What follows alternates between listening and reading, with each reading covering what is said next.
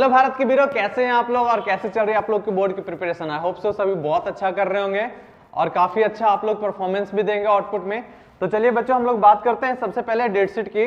तो देखिएगा जो फाइनल एग्जाम का जो डेट शीट है आपके पास, अगर हम 12th की बात करते हैं तो 12th में देखिएगा 22 Feb से स्टार्ट है आपका पहला पेपर इंग्लिश है।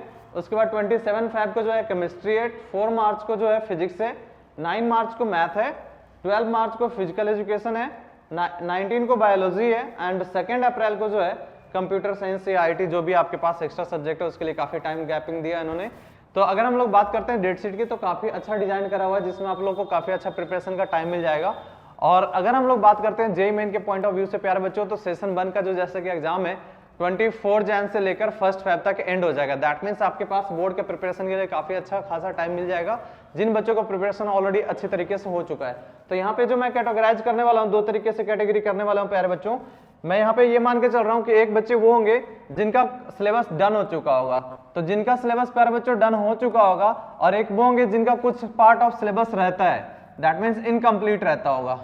तो एक बच्चे वो हैं जिनका सिलेबस इनकम्प्लीट है, दूसरे बच्चे वो हैं जिनका सिलेबस कंप्लीट हो चुका है। तो जिनका सिलेबस कंप्लीट हो चुका है उनका प्रिपरेशन का स्टडी कुछ और होगा, जिनका सिलेबस इनकम्प्लीट होगा उनका प्रिपरेशन का स्टडी कुछ और होगा।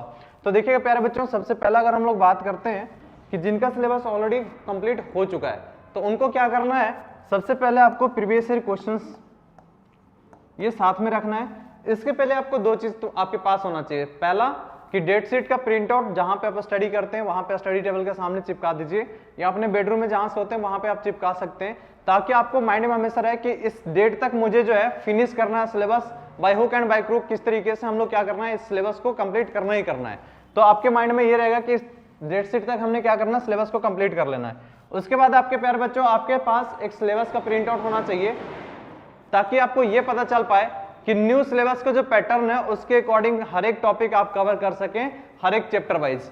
तो इसमें क्या होगा, 2 चीजें आपने प्रिंट आउट ले लेना है, प्रिंट करना है। सबसे पहला तो डेट शीट प्यारे बच्चों, डेट शीट प्रिंट करने के बाद आपके पास प्रिंट आउट होना चाहिए सिलेबस का।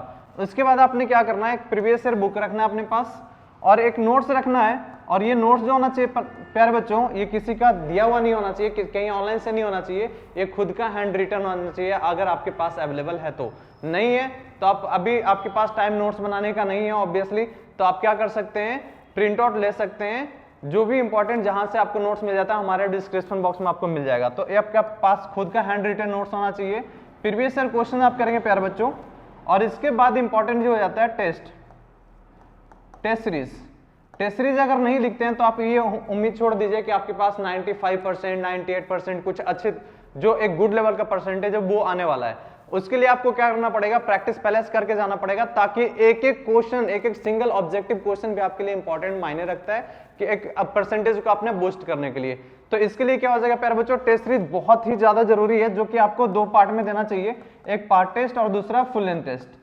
तो अगर मान लीजिए आप पार्ट टेस्ट लिख चुके हैं या फिर पार्ट टेस्ट अभी तक नहीं लिखे हैं, तो जो भी आपको टॉपिक डिफिकल्ट लगता है उसका पार्ट टेस्ट लिख दीजिए प्यारे बच्चों। उसके बाद full and test. Full and test का मतलब है कंप्लीट सिलेबस। जैसे फिजिक्स की अगर हम बात करें तो कंप्लीट फिजिक्स का +2 के लिए 70 मार्क्स का टेस्ट आपको लिखना चाहिए, और ये टेस्ट अगर 5-6 आप लिखेंगे तो आपको कंप्लीट आइडिया हो जाएगा कि किस टाइप का डेरिवेशन आने वाला है, किस तरीके का जो है क्वेश्चंस आने वाला है, किस तरीके का न्यूमेरिकल पैटर्न आने वाला है। तो एक गुड लेवल में आइडिया हो जाएगा, और कहाँ पे कितना लिखना है एक गुड टीचर आपको अगर चेक करके देते हैं तो आपको सारा आइडिया हो जाएगा कि 2 मार्क्स में कितना लिखना है, 3 मार्क्स में कितना लिखना है, 5 मार्क्स में कितना लिखना है, केस स्टडी बेस्ड क्वेश्चन को कैसे अटेम्प्ट करना है, कौन सा सेक्शन सबसे पहले अटेम्प्ट करना चाहिए, किस सेक्शन में कितना मुझे टाइम टेकिंग है, किस तरीके से क्वेश्चन स्किप करना चाहिए, कैसे टाइम मैनेजमेंट होगा। तो सबसे बेस्ट वाला जो पार्ट है ना प्यारे बच्चों, ये आपको सिखाएगा टेस्ट सीरीज।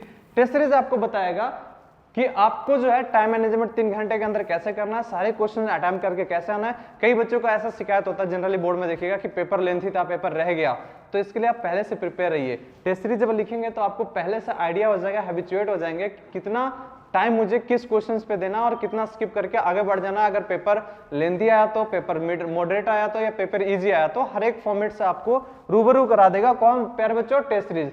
तो कम से कम 5-6 टेस्ट हर एक का फुल लेंथ लिख दीजिए। फिजिक्स, केमिस्ट्री, मैथ, बायोलॉजी है तो बायोलॉजी वाले, फिजिकल एजुकेशन, इंग्लिश, सभी का आपको प्रैक्टिस टेस्ट में टेस्ट सीरीज फुल लेंथ लिखना चाहिए। और आंसर शीट चेक कराइए गुड टीचर से। आपके पास जो भी इंस्टीट्यूट होंगे आसपास में उस एरिया में ऑफलाइन ज्वाइन कर सकते हैं, ऑनलाइन भी ज्वाइन कर सकते हैं। अगर आप हमारे पास से लेना चाहते हैं तो हमारे पास से भी आप ले सकते हैं, बहुत नॉमिनल कॉस्ट पे हम लोग भी प्रोवाइड करवा रहे हैं। ओके प्यारे बच्चों, अब हम बात करते हैं कि प्रीवियस ईयर क्वेश्चन जब आप करने जाएंगे तो इसका एक ध्यान रखिएगा कि जो न्यू पैटर्न ऑफ सिलेबस है उसके अकॉर्डिंग प्रीवियस ईयर क्वेश्चंस कीजिएगा।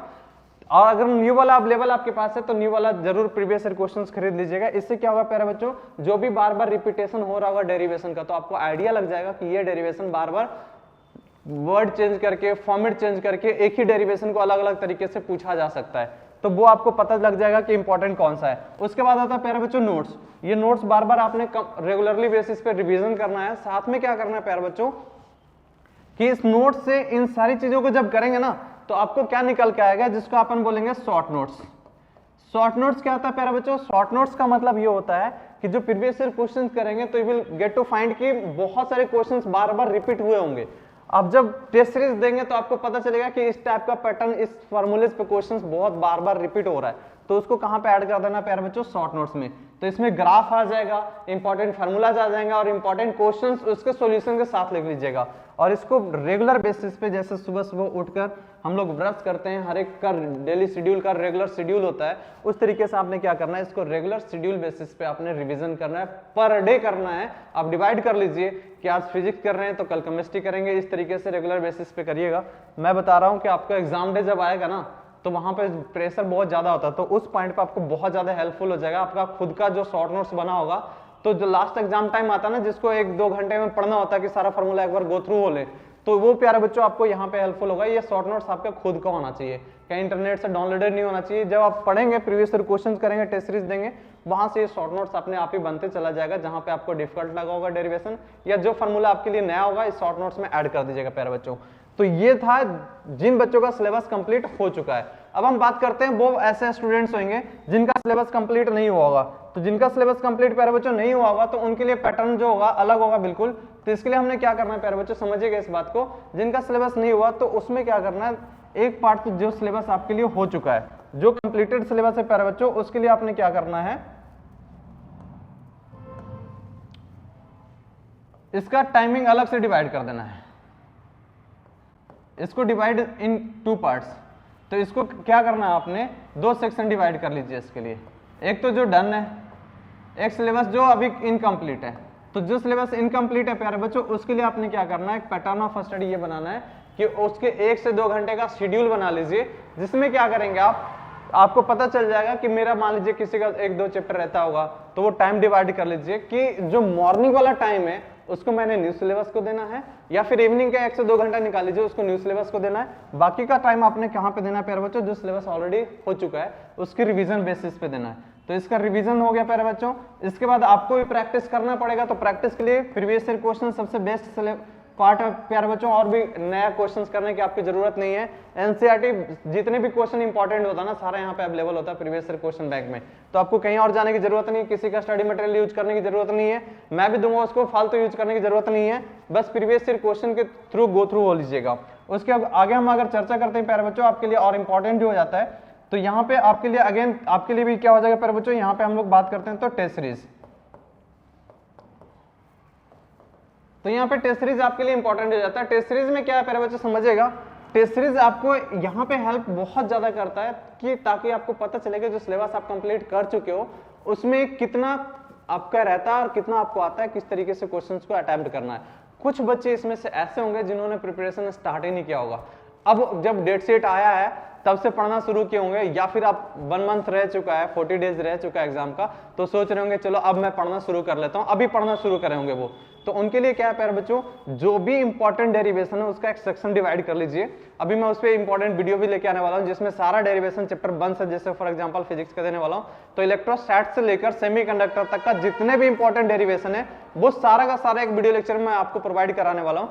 तो वो क्या कीजिए, सबसे पहले इंपॉर्टेंट जितने भी डेरिवेशन है वो कर लीजिए, एनसीईआरटी एग्जाम्पलर ले लीजिए, वहां से एमसीक्यू क्वेश्चन जितने भी वो कर लीजिए प्यारे बच्चों, और प्रीवियस ईयर क्वेश्चन में से कुछ एमसीक्यू देख लीजिएगा।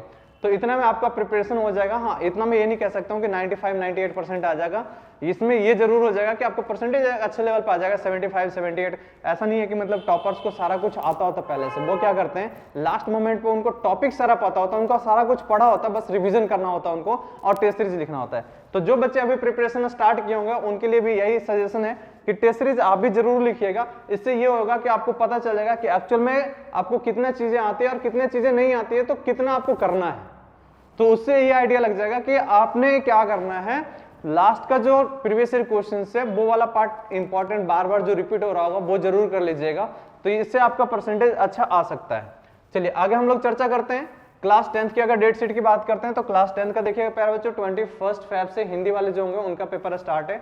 24 फेब को जो लैंग्वेज वाला है प्यारे बच्चों, जिनका पंजाबी होगा, मराठी होगा, जिनका भी जो भी लैंग्वेज होगा ओरिजिनल लैंग्वेज में पेपर आपका होने वाला है। इंग्लिश की अगर बात करते हैं तो 26 फेब को इंग्लिश होने वाला है, 2 मार्च को साइंस, 7 मार्च को एसएसटी, 11 मार्च को मैथ बेसिक एंड स्टैंडर्ड दोनों वाला है, 13 मार्च को ऑप्शनल है। ऑप्शनल का टाइमिंग जो है 10:30 टू 12:30 PM है, 2 घंटे का आपका पेपर है प्यारे बच्चों। अगर हम बात करते हैं 10th का, तो आपके पास भी इस डेट शीट का प्रिंट आउट होना चाहिए, तभी आपका जो है माइंड में सिलेबस कैप्चर हो पाएगा। और सिलेबस दूसरा 2 चीजें का प्रिंट आउट आपके पास होना चाहिए। पहला डेट शीट आपके टेबल पे, जहां पे स्टडी टेबल आपका है, स्टडी रूम है, उसमें चिपका दीजिए अच्छे से एक बड़े से A4 शीट में लेकर। मैं इसका डिस्क्रिप्शन में लिंक दे दूंगा, वहां से डाउनलोड कर लीजिएगा और प्रिंट आउट निकलवा के चिपका लीजिएगा। उसके बाद आपके पास सिलेबस का प्रिंट आउट होना चाहिए, जिसमें क्या होगा प्यारे बच्चों, हर एक टॉपिक नए नए जितने भी सिलेबस पैटर्न चेंज हुए हैं उसके अकॉर्डिंग आपके पास सिलेबस का प्रिंट आउट होगा। और जो बच्चे अच्छे परसेंटेज चाहते हैं, जिनका टारगेट है कि 100 में 100 लेके आना है, कोई भी मेरा मार्क्स नहीं रहना चाहिए, तो उसके लिए क्या करना पड़ेगा, टॉपिक के हर एक सिलेबस को आपको कवर करना पड़ेगा। कोई ऐसा छोटा सा पोर्शन नहीं रहना चाहिए, हो सकता है वहां से क्वेश्चन आ जाए और आप नहीं जानते हो तो फिर वहां पे मुश्किल हो जाएगा 100 में 100 आना। तो ये पैटर्न जरूर अपनाइएगा, अप्रोच होना चाहिए आपके प्यारे बच्चों। अगर हम चर्चा करते हैं 10th का, तो 10th में भी सेम पैटर्न है प्यारे बच्चों। आपके पास प्रीवियस ईयर क्वेश्चंस बैंक होना चाहिए, क्वेश्चन बैंक तो ये जरूरी है प्रीवियस ईयर क्वेश्चन का। उसके बाद प्यारे बच्चों जिनका सिलेबस डन हो चुका होने के लिए बात कर रहा हूं, उसके बाद आपने क्या करना है, revision on the cyclic basis revision आपने करना है। तीसरा प्यारे बच्चों आपने क्या करना है, प्रीवियस ईयर क्वेश्चन रिवीजन हो गया, उसके बाद आपका आ गया टेस्ट सीरीज। तो टेस्ट सीरीज हर एक बच्चे के लिए बहुत इंपॉर्टेंट है, जिनको बहुत अच्छा परसेंटेज है 95, 98, 100 या जिनको पास भी होना ना, उनको भी टेस्ट सीरीज लिखना चाहिए। इससे क्या होगा, आपको एक मोड ऑफ एग्जाम आपका पता चल जाएगा। आपको पता चल जाएगा कि सेक्शन ए में मेरा कितना टाइम लग रहा है, बी में कितना लग रहा है, सी में कितना लग रहा है, डी में। तो आपको क्या होगा, कई लोग सोच रहे होंगे कि सर मेरा तो टाइम बहुत ज्यादा बच जाता है क्योंकि मेरे को तो सिलेबस नहीं आता है। तो उनके लिए यही है ना कि जब प्रीवियस ईयर क्वेश्चन करेंगे या फिर आप जब टेस्ट लिखेंगे तो आपको कुछ डेरिवेशंस का आइडिया हो जाएगा, तो आपको वहां पे लिखना पड़ेगा, तब जाके आपकी बात बनेगी और अच्छे परसेंटेज आने के चांसेस हो जाएगा। तो जिन बच्चों का सिलेबस कंप्लीट हो चुका होगा उनको ये पैटर्न फॉलो करना पड़ेगा। जिन बच्चों का सिलेबस इनकम्प्लीट है उनको फिर 2 डिवाइड टाइम करना पड़ेगा और अपने आप को रिस्ट्रिक्ट करना पड़ेगा कि इतने टाइम में मैंने ये सिलेबस कंप्लीट करना ही करना है करके। तो इनको 2 पार्ट में पढ़ना पड़ेगा। पहला पार्ट जो सिलेबस कंप्लीटेड है उनका रिविजन, उसके बाद previous year questions and part test, ये लिखिए जरूर। उसके बाद जो सिलेबस आपका इनकम्प्लीट है प्यारे बच्चों, उसके लिए टाइम अलग से डिवाइड कर लीजिए, 1 से 2 घंटा। बहुत ज्यादा इस पे टाइम नहीं देना न्यू सिलेबस पे। मेन आपका पोर्शन ये हो जाता है, क्योंकि आप न्यू सिलेबस पे जाएंगे तो पुराने वाली चीजें भूल जाएंगे, तो वो फिर बात नहीं बनेगी। तो जो चीजें आपको ऑलरेडी आता है ना, उसमें सबसे ज्यादा आपको टाइम देना चाहिए। जो इनकम्प्लीट है उसमें क्या करना है, आपने थोड़ा थोड़ा करके 1-2 घंटे का टाइम डिवाइड कर लीजिए और उसमें सिलेबस कंप्लीट कर लीजिए एक्स्ट्रा टाइम लगाकर। ओके प्यारे बच्चों, तो ये वाला पार्ट आपके लिए इंपॉर्टेंट होगा। टेस्ट सीरीज कैसे लिखना है, प्रीवियस ईयर क्वेश्चन कैसे लिखना है और शॉर्ट नोट्स आपको कैसे बनाना है। आइए अब हम सिलेबस की बात करते हैं। तो सिलेबस का हम चर्चा करते हैं। तो हम लोग यहाँ पे एक टेस्ट सीरीज बहुत ही नॉमिनल कॉस्ट पे दे रहे हैं प्यारे बच्चों। तो जिनको ऑनलाइन ज्वाइन करना, ऑनलाइन मोड में ज्वाइन कर सकते हैं, ऑफलाइन है तो सबसे बेटर पार्ट यही है कि आपके नियर बाय जो भी एक गुड लेवल का इंस्टीट्यूट होगा वहां पे जाकर टेस्ट सीरीज ज्वाइन कीजिए और टेस्ट सीरीज लिखना शुरू कीजिए। इससे क्या होगा, आपका जो प्रिपरेशन है वो टिप्स पे आ जाएगा। जो भी इंपॉर्टेंट डेरिवेशन है वो बार बार आपके माइंड में जाएगा, तो आपको याद सा हो जाएगा कि ये डेरिवेशन इंपॉर्टेंट है हमारे लिए। आगे चलिए चर्चा करते हैं। तो यहाँ पे मैंने सिलेबस दिया है, किस तरीके से पैटर्न आना है, नंबर ऑफ क्वेश्चंस कितने आने हैं, पार्ट टेस्ट में किस तरीके से आपका पैटर्न होगा, 70 मार्क्स के पेपर होगा तो क्या आपका पैटर्न है, क्या सेक्शन में कितने मार्क्स के क्वेश्चन आ रहा है, कितना आपको लिखना चाहिए, कितना वर्ड्स होना चाहिए, वो सारा यहाँ पे इंपॉर्टेंट दिया हुआ है। तो आप इसको एक बार गो थ्रू जरूर होइएगा। किस तरीके से पैटर्न डिवाइड है, इलेक्ट्रोस्टैटिक्स, अगर 12th के बच्चे फिजिक्स के यहाँ पे सिलेबस लिया गया, हर एक का सिलेबस आपको डिस्क्रिप्शन बॉक्स में दे दिया जाएगा प्यारे बच्चों। तो ये आपका प्रिपरेशन टिप्स था 40 डेज का। तो आई होप सो आपका जो है प्रिपरेशन काफी अच्छा हो जाएगा, इतना अगर आप कंप्लीट कर लेते हैं 40 डेज में। तो ये तो सीख लिए प्यारे बच्चों कि आप लोग को सिलेबस में क्या क्या करना है, किस तरीके से पढ़ना है, कितना पढ़ना है आपको, किस तरीके से टेस्ट सीरीज लिखना है, सारा कुछ आप सीख लिए। अब क्या नहीं करना है वो भी सुन लीजिए। जो सबसे इंपॉर्टेंट पार्ट हो जाता है प्यारे बच्चों, सबसे इंपॉर्टेंट आपके जीवन में जो है ये सोशल मीडिया है ना, ये सबसे इंपॉर्टेंट रोल रखता है। इसके बिना तो आपका जीवन में रोटी भी नहीं आई थिंक डाइजेस्ट होता होगा। तो ये वाला पार्ट बंद कर लीजिए और थोड़ा सा 1 महीने के लिए कंट्रोल कीजिए। और वो कहते हैं ना, वो जो कुतवा कुतिया वाला ऐप है, क्या बोलते हैं उसको, हाँ स्नैपचैट। तो स्नैपचैट वाला जो पार्ट है ना, इसको डिलीट कर दीजिए। जो इंस्टाग्राम है, फेसबुक है, जो भी एक्स्ट्रा जहां से आपको कोई बेनिफिट नहीं है, टेलीग्राम हो सकता है, वहां से आप नोट्स देखते होंगे, उसको यूटिलाइज कर सकते हैं। एक रिस्ट्रिक्टेड मोड में अपने आप को रिस्ट्रिक्ट कर लीजिए, हो सकता है उसकी भी जरूरत नहीं है तो उसको भी नॉमिनल कर दीजिए। व्हाट्सएप पे कुछ मंगाते हो तो वो यूज करना मतलब उतना ही यूज कीजिए जितना आपको जरूरत है। फालतू के चैट नहीं, फालतू का क्वेश्चन किसी से नहीं, वहां पे टाइम आपका ज्यादा खराब हो जाता है, डिस्ट्रैक्ट हो जाते हैं। तो अगर पढ़ना भी, ग्रुप स्टडी बनाकर दोस्तों के साथ कुछ डिस्कशन भी करना, तो कोशिश ये कीजिए कि आपके आसपास बैठे हो फ्रेंड, वहां पे डिस्कशन कीजिए और ज्यादा से ज्यादा कोशिश कीजिए कि आप सेल्फ स्टडी करें ताकि डिस्ट्रैक्शन आपको ना हो और आपका टाइम खराब ना हो। तो ये बहुत इंपॉर्टेंट हो जाता है। सोशल मीडिया से आपको दूर रहना है। सोशल मीडिया जितना ज्यादा आप यूज करते हैं आपको टाइम नहीं पता चलता है, शॉर्ट वीडियो में आपका टाइम निकल जाता है, आपका टाइम, तो ये टाइम आपको पता नहीं चलेगा, टाइम कंज्यूमिंग, और आपको जब लास्ट मोमेंट आ जाएगा ना तो आपको ओवरबर्डन हो जाएंगे, सोचेंगे चलो अब बस पास ही हो जाता है, नंबर अच्छा कौन ढूंढता है, बस पास हो जाते हैं, इतना पढ़ लेते हैं। तो ये वाला पार्ट आप मत कीजिए, अब इसे कंट्रोल कर लीजिए। और ये वाला पार्ट कोशिश कीजिए कि मोबाइल फोन जो है ना, टेक्नोलॉजी कम से कम फिलहाल के लिए यूज कीजिए, जितना आपकी जरूरत है उतना ही, रिक्वायरमेंट के अकॉर्डिंग नोट्स वगैरह पढ़ना हो, इंपॉर्टेंट फॉर्मूलाज देखना हो, उसके लिए आप यूज कर सकते हैं। तो ये इंपॉर्टेंट है प्यारे बच्चों। और अगर हम बात करते हैं यार, तो जीवन में तो सब कुछ मतलब टाइम निकाल ही दिए होंगे ना, मतलब पूरे साल 11th +2 यही तो करते हैं, तो 1 महीना कंट्रोल कर लीजिए और बहुत अच्छा आप जीवन में अपना कर सकते हैं, क्योंकि आपका जो रिजल्ट बनने वाला ना वो एक बार बनने वाला। तो पूरा जोर लगा दो यार, वॉशरूम में जा रहे हो शॉर्ट नोट्स पढ़ो ना यार, ब्रश कर रहे हो शॉर्ट नोट्स पढ़ो ना यार। तो इस टाइप का मतलब चीजें आप हैबिट डालेंगे ना, कोई कहेंगे कि इस तरीके से नहीं होता, ओवरबर्डन प्रेशर, ओवर प्रेशर लेने से कुछ नहीं होता। अरे तो कुछ नहीं आता आपको तो कुछ तो आएगा।